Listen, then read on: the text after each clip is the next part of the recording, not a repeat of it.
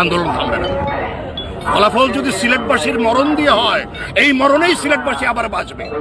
এই আন্দোলন থামবে, এই আন্দোলন কেউ থামাবে না।